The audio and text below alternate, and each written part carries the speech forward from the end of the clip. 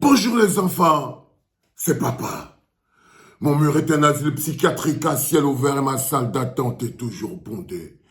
Bienvenue à la clinique les enfants. Les enfants, quand j'ai vu cette photo, cette une du journal Le 11 Magazine, que j'ai compris que le MRC, c'est vraiment une machine politique très puissante. C'est quand j'ai vu la une du 11 Magazine, le super 11 Magazine. C'est pas vos histoires que les petits journaux que vous avez au pays là. Qu'est-ce qu'il y a, Yoda? Qu'est-ce qu'il y a, mon boulot? Là, je termine de travailler. C'est quand j'ai vu cette une que vous voyez à côté là, que j'ai compris que le MRC est une machine incroyable. Donc, si tu ne comprends pas le fonctionnement de cette machine politique-là, tu ne peux pas savoir. Parce que avoir sous sa coupe le contrôle de 11 magazines, ce n'est pas quelque chose qui est donné. C'est-à-dire que pouvoir faire écrire au magazine 11 football, le premier magazine de football qui existe, depuis que l'on est petit, on a connu 11 mondial. Avoir le pouvoir de pouvoir forcer le 11 mondial à critiquer et à salir le docteur Dadis Camara, Samuel Eto'o, pour avoir osé supporter Pomba en 2018. Parce que vous voyez là, ça c'est la colère du MRC que vous voyez là. C'est la colère du MRC. Les gars en veulent Eto'o d'avoir supporté Pomba en 2018. Les gars en veulent à Eto'o d'avoir supporté Pomba en 2018. Et là, comme ils sont puissants, ils ont pris les gars de 11 mondial. Ils ont dit aux gars de 11 mondial que vous allez écrire ça. Vous allez écrire que Samuel Eto'o est visé par une enquête à la CAF pour corruption de match et trafic avec les arbitres. Vous allez écrire ça parce que l'on est puissant. Le MSC est très puissant. C'est eux qui peuvent décider demain, par exemple, que là où vous êtes placé, là, peut-être Joe Biden est déjà le président du Cameroun. Puisqu'ils peuvent arrêter le 11 mondial et font écrire au 11 mondial un mensonge. Un mensonge. Ou alors je pense que le président, le directeur, le rédacteur en chef de ce magazine 11 mondial, non seulement il est Bamileke, mais il est aussi du MSC. Ça, c'est quelque chose que vous devez comprendre. Que le rédacteur en chef de ce journal, non seulement il est Bamileke en temps normal, mais il est aussi du MRC. Donc, ils ont décidé de le mettre là-dedans.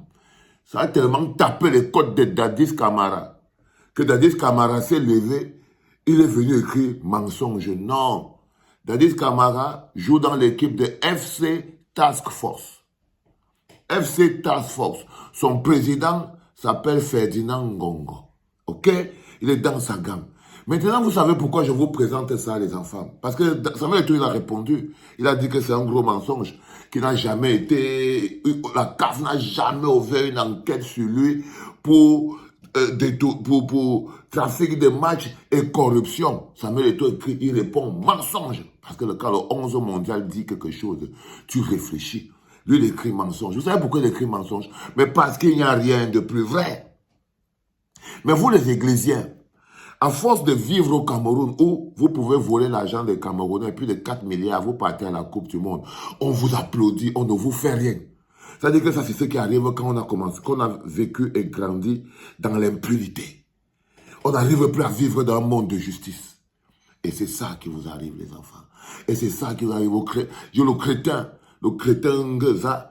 Voilà ce qu'ils appellent quand vous êtes muet simplement par la rancœur et que vous utilisez les bras longs le jour comme la nuit, vous finissez par oublier la loi. Quand vous êtes rempli de rancœur, vous êtes perfusé par la rage et la jalousie de vos partenaires. Vous utilisez votre petit pouvoir de bras longs le jour comme la nuit pour oppresser votre entourage. Vous finissez par croire que vous êtes Dieu dans votre monde.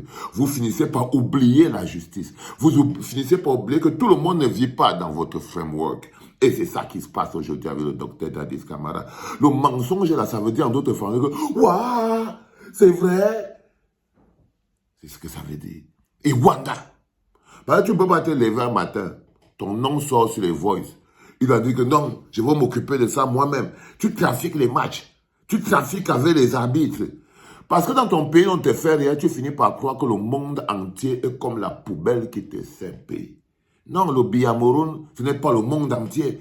À force de vivre dans le Biamourun, un endroit où tu peux trafiquer les matchs, on ne te fait rien.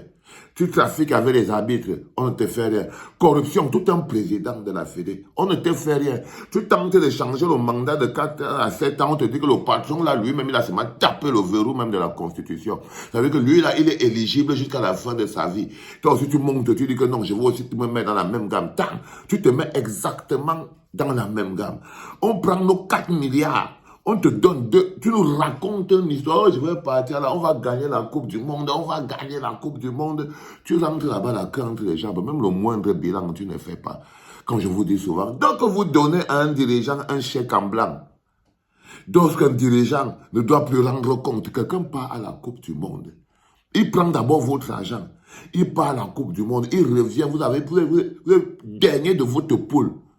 Il ne vous explique même pas ce que vous avez fait au 2000. Après vous avoir annoncé en grande pompe que là où vous partez gagner la Coupe du Monde. Ça, c'est extrêmement important à comprendre.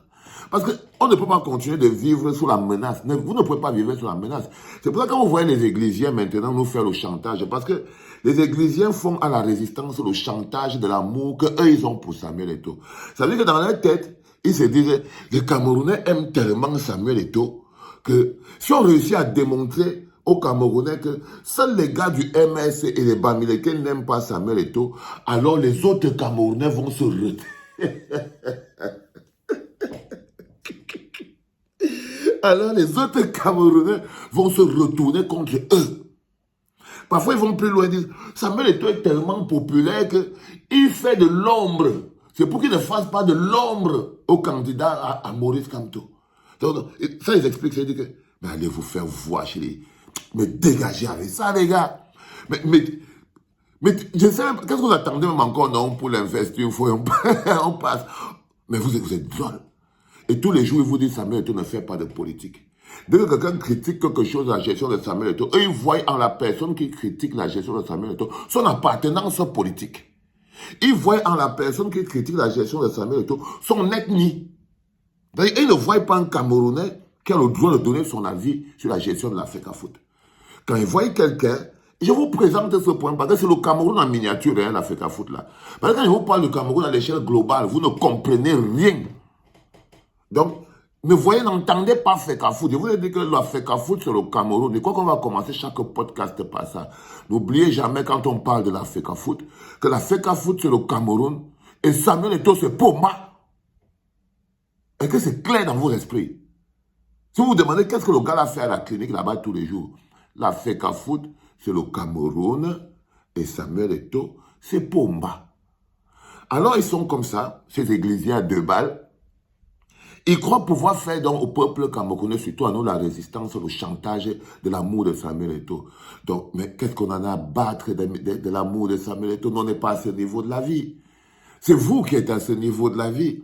Et ils croient que dans la vie du Cameroun, si tu n'aimes pas Samuel Eto'o, tu auras des problèmes.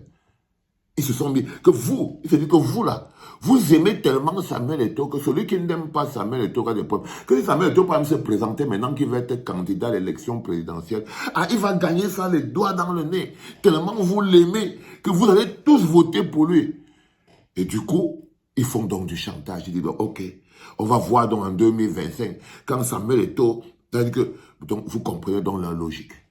Donc leur logique, c'est, à chaque fois que vous dites Samuel Eto'o ne fait pas la politique, mais à chaque fois qu'on dit quelque chose, ils défendent avec les arguments politiques.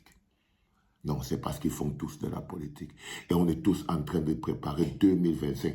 Lui-même, il joue sa carte, sauf qu'il a les cartes, les mauvaises cartes, les 2, les 3, les koubis. Il joue au koubi et le koubi, on est en train de le corater sur ce truc. C'est tout. C'est tout, les enfants. Donc, n'allez pas vous tromper. Il va faire la campagne en 2025. Il aura sa pancarte, non? Gongo, président, gongo, président. Il va faire la campagne en 2025. Donc, on n'a plus le temps pour ça.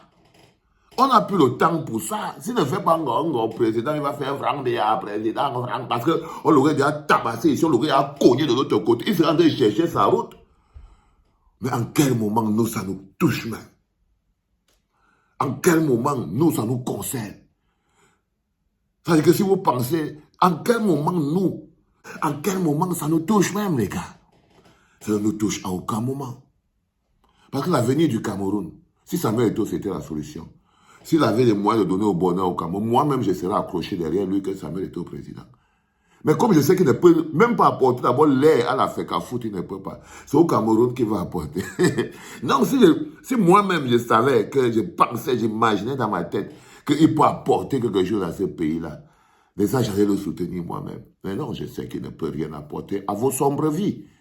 Et comme je sais qu'il ne peut rien apporter à vos sombres vies, à part les problèmes, c'est pour ça que moi je le regarde et ça me fait rire. Donc la question, les gens qui croient pouvoir se servir du nom de Samuel Eto'o pour faire chanter la politique en disant que Samuel Eto'o ne fait pas la politique, vous allez encore faire pire. Vous êtes encore dans le gogo, et que vous avez les pieds dans le poitombo. Parce que nous, ce n'est pas notre problème. Nous, ce n'est pas notre problème. Notre problème avec lui, c'est la FECAFOOT. C'est la FECAFOOT. Ces petites limites, ces petits machins, ça c'est dans vos têtes là-bas. Et si vous pensez franchement que ça nous pose un problème, qu'il soit candidat à l'élection présidentielle, en rien. Non, en rien. Si vous voulez, on vous prête quelques pancartes des franquistes, là, des moi, les gogoles comme ça, là. Dégagez d'ici, les gars. Quand on se lève le matin comme ça, là, on a envie de vous faire zam, zam, zam, zam. C'était le premier podcast de la journée, Mayo. Hein? C'était papa.